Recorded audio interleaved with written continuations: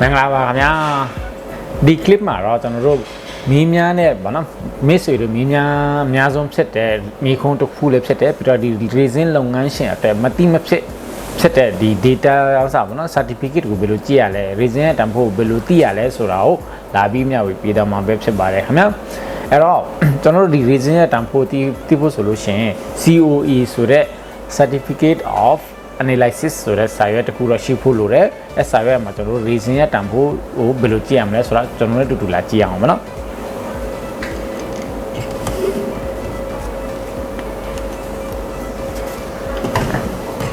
ဒါကတော့ certificate of analysis တော့မဟုတ်သူ specification လို့လည်းကျွန်တော်တို့ခေါ်လို့ရပါတယ်ခင်ဗျ။အဲ့ဒါဟာကျွန်တော်တို့ဒီမှာဒီစာရွက်ရနဲ့ဒီ resin ရဲ့တန်ဖိုးဘယ်လိုကြည့်ရလဲဆိုတာကျွန်တော်တို့တူတူလာကြည့်အောင်ဒါလေးကတော့ကျွန်တော်တို့ဒီမှာမနော် certificate of analysis or specification ပဲဖြစ်ပါတယ်ဒီစာရွက်အရာအရေးကြီးတယ်ဗောနော်အဲ့တော့အဲ့မှာကျွန်တော်တို့ဒီမှာကြည့်ရမယ့်ဥစ္စာခါဆိုတော့ဒီတစ်ချက်ကိုပဲဖြစ်ပါတယ်ဒီတစ်ချက်ဗောနော်ဒီတစ်ချက်ကကျွန်တော်တို့ဒီ resin ရဲ့တန်ဖိုးကိုပြတဲ့အချက်လည်းပဲဖြစ်ပါတယ်ခင်ဗျာအဲ့မှာဒီမှာ resin ရဲ့တန်ဖိုးခါဆိုတော့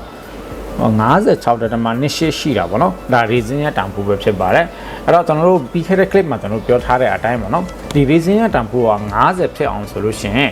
ဒီ steady monomer က5% ကနေ10% ထိကျွန်တော်တို့ပြောထားတာရှိတာဗောနော်အဲ့ဒါဆိုတော့ဒါ5% လောက်ကျော်လို့ရတာဗောနော်အဲ့တော့ဒီလိုပဲပေါ့နော်ဒီ COA လက်မှတ်ရှိပြီဆိုလို့ရှိရင်ကျွန်တော်တို့ကဒီမှာကြည့်လို့ရတာပေါ့နော် Viscosity ကြည့်လို့ရတယ် Thick ဆိုလည်းကြည့်လို့ရတယ်ဒီမှာဘာတွေပါတော့ပေါ့နော်သူရဲ့ speed data အဖြစ်ပါကျွန်တော်တို့ကြည့်လို့ရတယ်ဒီမှာ gel time ကိုလည်းကြည့်လို့ရတာပေါ့နော်အဲ့တော့ဒီစာရွက်တွေကဒါအရေးကြီးတာပေါ့နော်အဲ့တော့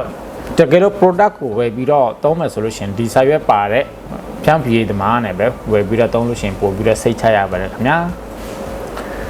အခုကျွန်တော်တို့ဒီ certificate of analysis ဆိုတဲ့စာရွက်ကိုကျွန်တော်ကြည့်တတ်ပြီဆိုလို့ရှိရင်တော့မိတ်ဆွေတို့အတွက်အကျိုးဝင်မယ်လို့ကျွန်တော်မျှော်လင့်တာပါနော်တကယ်လို့အကျိုးဝင်ခဲ့မယ်ဆိုလို့ရှိရင်တော့ကျွန်တော်တို့ channel လေးကို subscribe လေးပေးပြီးတော့တကယ်လို့မြင်မြန်ချင်တဲ့ series ဆိုလို့ရှိရင်တော့ comment မှာတစ်စိတ်မြင်မြန်လို့ရပါတယ်ခင်ဗျာဒီထက်မှကကျွန်တော်တို့တကယ်လို့ဝယ်ယူချင်တဲ့ PC ရဲ့အကြောင်းအသေးစိတ်သိချင်တယ်ဆိုလို့ရှိရင်တော့ကျွန်တော်တို့ဒီ social platform ဖြစ်တဲ့ Facebook Viber ကနေတစ်စိတ်